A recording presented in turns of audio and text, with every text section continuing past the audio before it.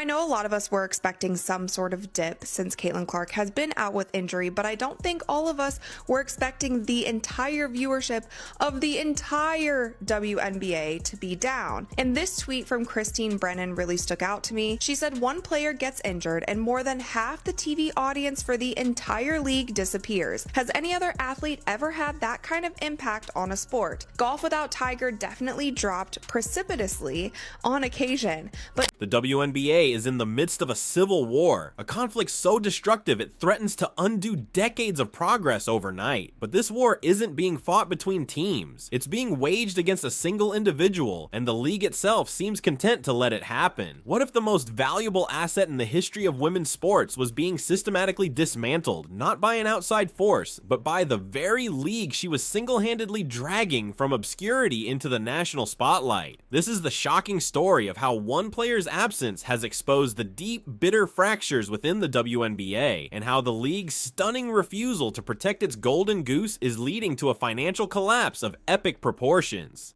I don't even know where to begin, man. I hope Caitlin Clark is okay. I want to know when this injury even happened, bro, because let's be serious here. She has the quad injury. Mind you, Caitlin Clark hadn't missed a game since she was like 19 years old, since she was like 18 in college or something. Now she has a groin injury. We've never seen Caitlin Clark play as bad as she played the last 3 games. Let's just be serious here. She's like 1 for 20-something on threes in the last 3. We've never seen her shoot the ball this way. I'll say that. Has she been hurt and playing through this? It all boils down to one simple, devastating fact. When Caitlin Clark isn't on the court, the WNBA's empire crumbles. After Clark was sidelined with a groin injury, the fallout was immediate and catastrophic. The league's nationally televised viewership plummeted by a staggering 55%.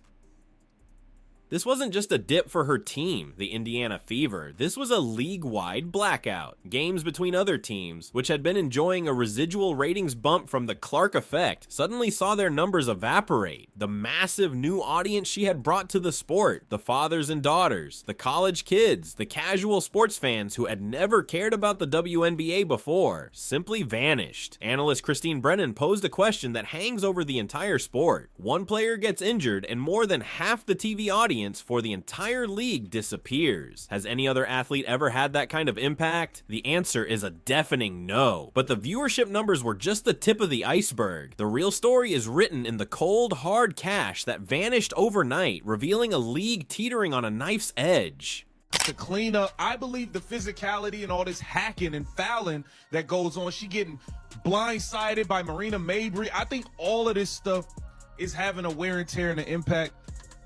And all you guys are doing are hurting yourselves, because the numbers are going to drop and drop and drop. And trust me, when it's time for that collective bargaining agreement, they are going to point to this and say, well, how can we give you guys all this money? What happens if she gets hurt? Every day because of the way they play the game, because I love the WNBA. I love the way they play the game. But we really watch it because Caitlin Clark and everybody watching. Now listen, if I keep bumping her, knocking her down, might get her a concussion, you might hurt her for real. For 2 weeks, she was done with like a hamstring. She was down. 55% of the viewership was down. She comes back the next game, it's about 3 million viewers. Now let me tell you something. Growing up in the hood, they teach you this. Always protect the money. Y'all keep hurting her and all that. She going for a year or 2. Ain't nobody gonna watch it. If nobody watches, how y'all gonna make and generate money? The financial devastation has been swift, merciless, and widespread. Before the injury, watching Caitlin Clark play was a premium experience. But the moment she was ruled out, the secondary ticket market imploded. Prices for Fever games crashed by an astonishing 71%. Seats that were once listed for $860 by hopeful resellers were suddenly available for just $250, and many still went unsold as the perceived value of the event disintegrated. The highly anticipated rematch between the Fever and the Chicago Sky, a matchup that previously drew a historic 2.25 million viewers, saw its ticket prices collapse from an average of $210 to just $95. Road games that had been moved to larger NBA arenas to accommodate the thousands of fans flocking to see Clark were suddenly struggling to fill even their lower bowls, the empty upper decks serving as a haunting visual reminder of the star power that was missing. This financial black hole didn't stop at the box office. Corporate sponsors who had poured millions into the league based on the promise of Clark-driven growth were suddenly left with ads running during broadcasts with half the audience they paid for. The entire economic ecosystem built around Clark, from merchandise to media buys, proved to be a fragile house of cards, and her absence was the gust of wind that blew it all down. Christine, how much does it hurt the WNBA when Caitlin Clark is out? It is devastating to the WNBA when Caitlin Clark is out. And the truth is the truth, and the data is there. And what we saw when Caitlin was out the last time, the 5 games that she missed earlier in the season, the WNBA's viewership dropped more than 50%. Not just the Fever, but the entire league. As big a deal as Tiger was in men's golf, Keith, he did, and when he was gone, it affected the ratings, but nothing like that. And, Michael Jordan being out, maybe a 5 percentage points or something.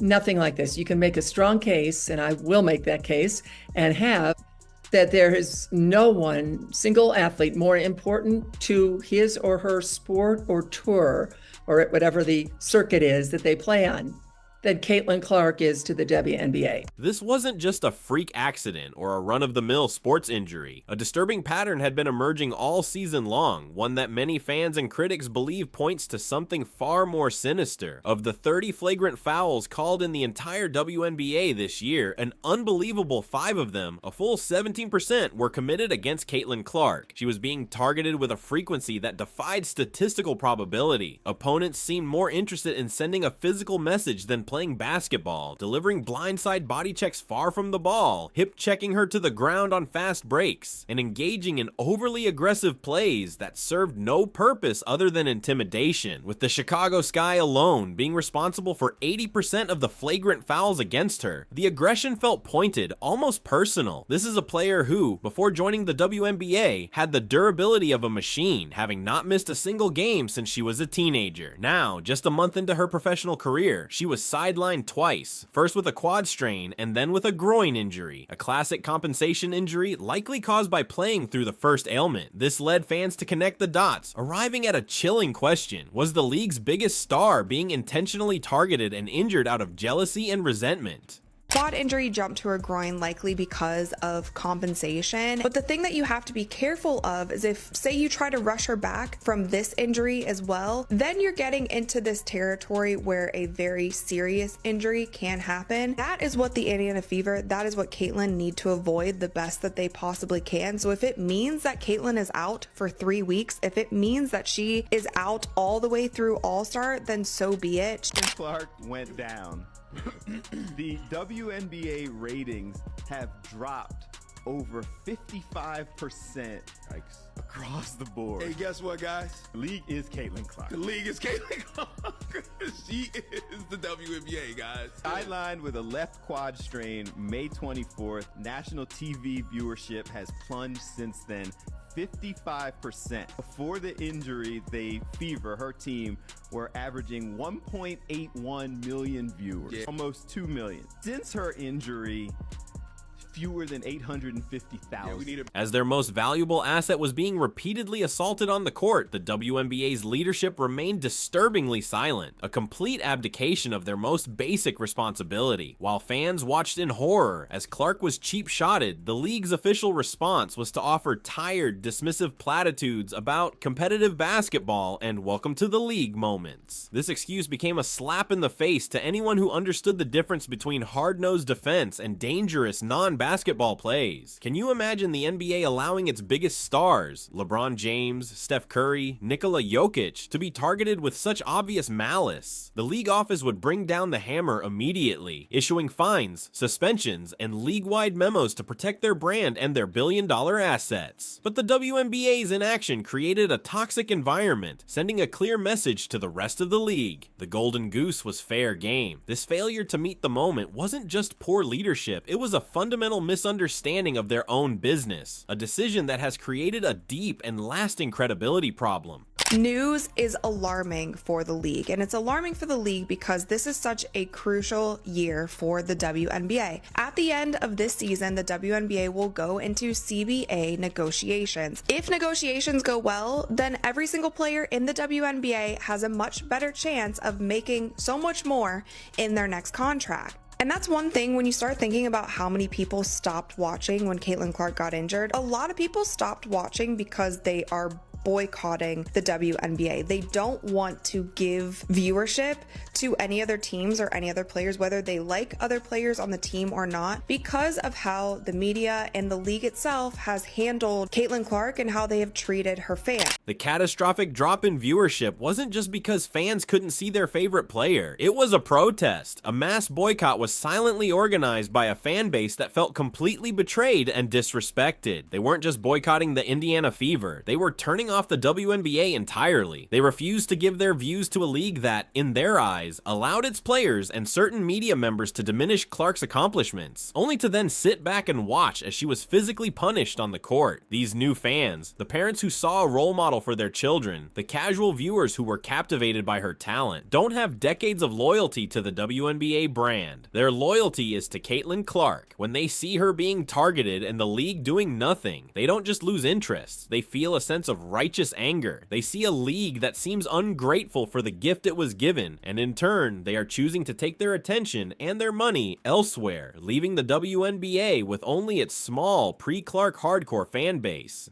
What's really concerning about this is the fact that we are only a month into the regular season, and Caitlin Clark has already been out with 2 injuries, with the first one being her having to miss some time with a left quad strain. Now, of course, this is concerning because if you're already on your second injury, you don't want to be that player that is always hurt. Cough, cough, Embiid, cough, cough, Anthony Davis. So I really do hope that the Fever really sits her out right now for a while, only because you don't want her to have more long-term injuries and be more prone to. To understand the magnitude of this crisis, you have to understand that Caitlin Clark's value is unlike anything sports has ever seen. When Tiger Woods was injured, golf ratings took a hit, but he was joining a PGA Tour that was already a global financial powerhouse. When Michael Jordan briefly retired, the NBA's numbers dipped, but he was leaving a league that already had Bird, Magic, and a rich history of cultural dominance. Clark is different. She is essentially a startup founder who is also the star product, building the company's value in real time. She is single-handedly responsible for over half of the league's entire television audience. She possesses a unique cultural gravity, pulling in media coverage, corporate sponsors, and a demographic of fans who would otherwise never look at the WNBA. When she's gone, that gravity disappears and everything floats away. As one analyst bluntly stated, she is the WNBA. There is no other athlete in any sport who is more singularly important to the financial health and immediate survival of their league. She dragged the WNBA from relative obscurity into the national spotlight, and the league appears to be repaying her by leaving her to fend for herself.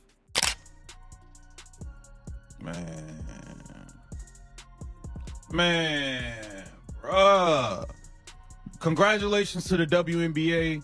Your ratings are going to drop by 55 to 60% once again. I believe the WNBA have successfully broken Caitlin Clark. This entire saga is unfolding at the worst possible time, turning a crisis into a potential billion-dollar blunder. At the end of this season, the WNBA is set to begin its next collective bargaining agreement, CBA, and media rights negotiations. This was supposed to be the moment when players finally secured massive, life-changing pay raises, charter flights for every team, and bigger investments in marketing, all funded by the Caitlin Clark effect. But now, the league's failure has created a nightmare scenario.